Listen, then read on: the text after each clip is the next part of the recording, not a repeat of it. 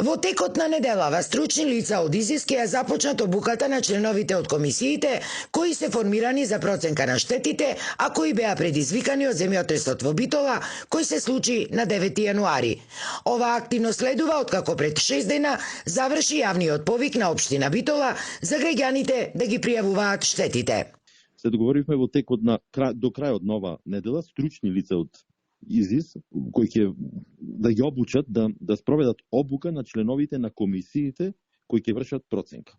Иначе за сега е формирана една централна комисија од 5 члена, меѓутоа ние по препорака и по сугестија, по консултација со ИЗИС ќе формираме некои 6 комисии со по 2 члена кои ќе излегуваат на терен секојдневно и во наредните неколку месеци, иако законскиот рок е 365 дена, и најкратко колку што е можно да извршиме проценка на терен. Буквално секоја пријава ќе биде разгледувано поединечно и секој ќе се влезе во секој дом онаму каде што е пријавена пријава. Што се однесува пак до обештетувањата на оштетените стари историски градби, Коњановски очекува дека државата, односно владата, ќе си достои наветеното и финансиски ќе и помогне на Битола.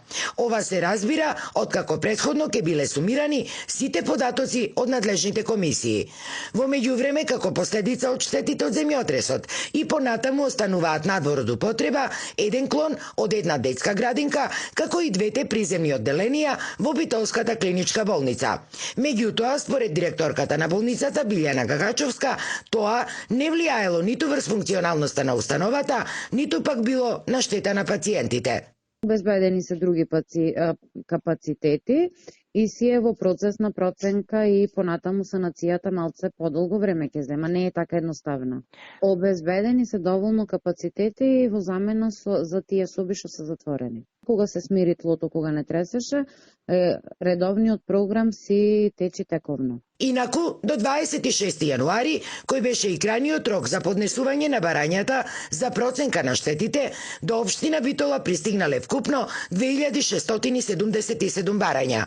Законскиот рок за обештетување е 1 година, но од општината се надеваат дека тоа ќе се случи многу побрзо.